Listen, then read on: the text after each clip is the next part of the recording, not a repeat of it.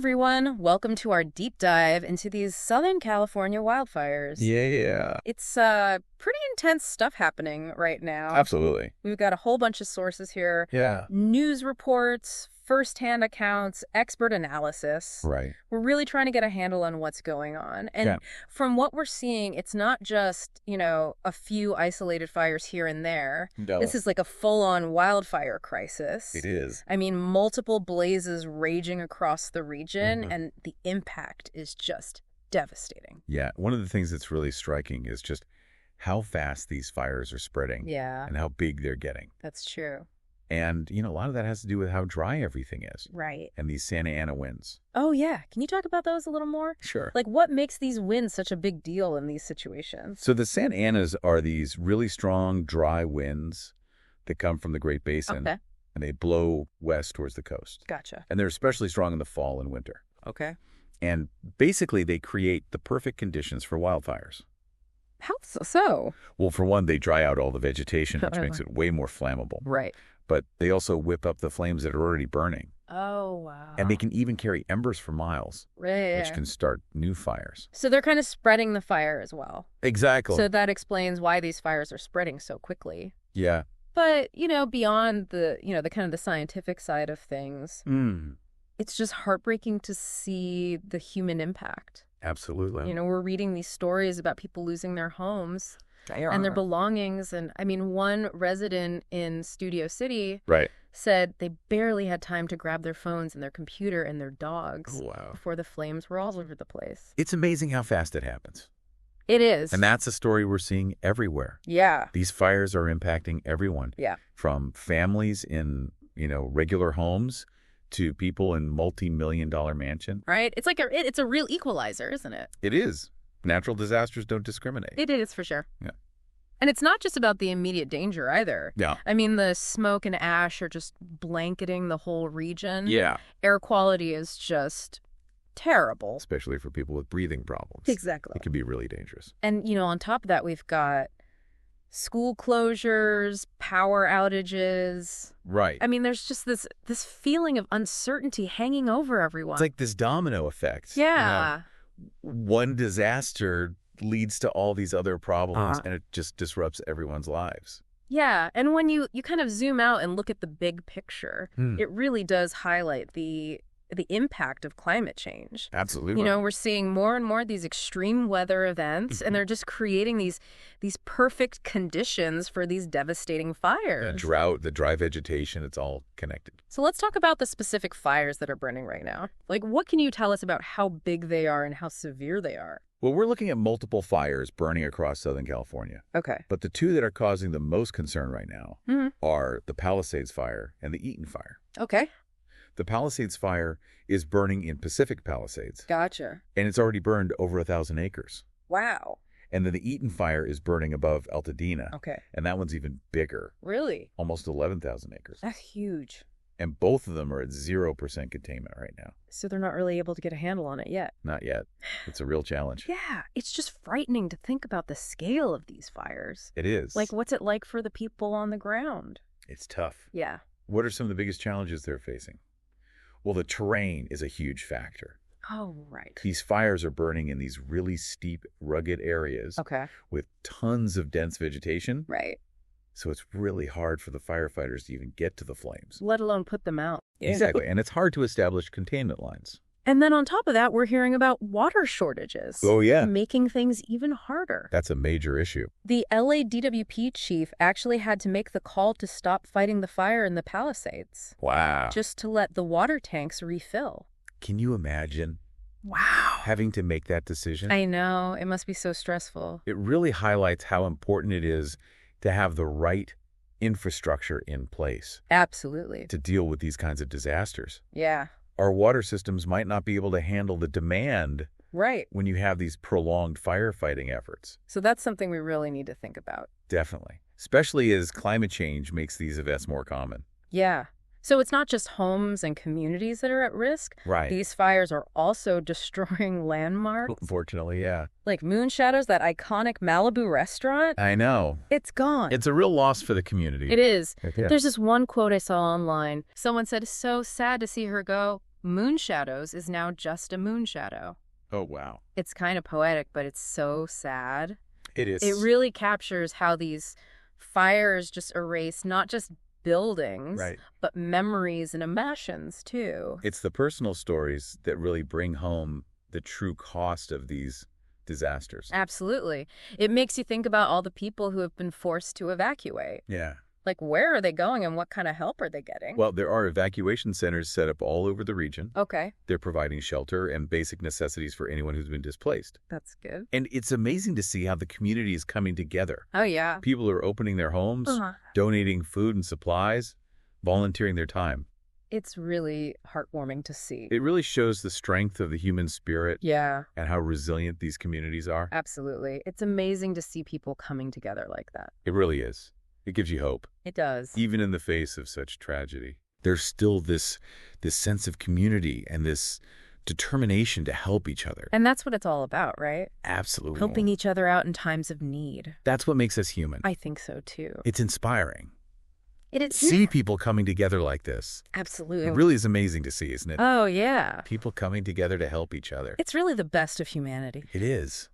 And speaking of people helping each other, we've been looking at some sources that highlight the work of the people battling these blowses.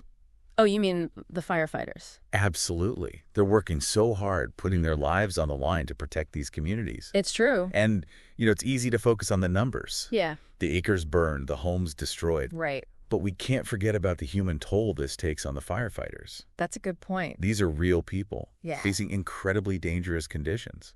So what are some of the biggest challenges they're facing out there? Well, like we talked about before, the terrain is a big one. Uh-huh. It's really steep and rugged in a lot of these areas. Right. Makes it really hard to even get to the flames. Yeah, let alone put them out. Exactly. And then there's the water pressure issue. Right. In some areas, it's just not enough. It's not enough. One of our sources mentioned that in the Palisades fire, they actually had to stop fighting the fire for a while. Oh. Just to let the water tanks refill. Wow. I can't even imagine. Can you imagine the pressure those firefighters must be under? Every second counts. Exactly. Hey. But they have to make those tough decisions to keep everyone safe.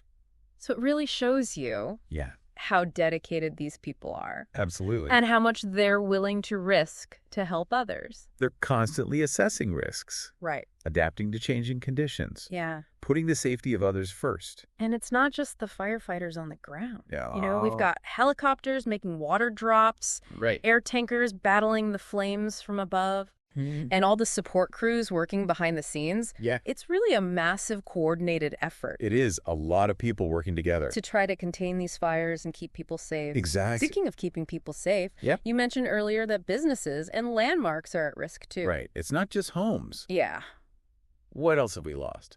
Well, aside from moon shadows, Yeah. we're also hearing reports of the Rosenthal Winery Oh, no. and the Topanga Motel Yeah. being damaged or destroyed. It's just heartbreaking. It is. All those memories and livelihoods lost. And then there's the impact on schools.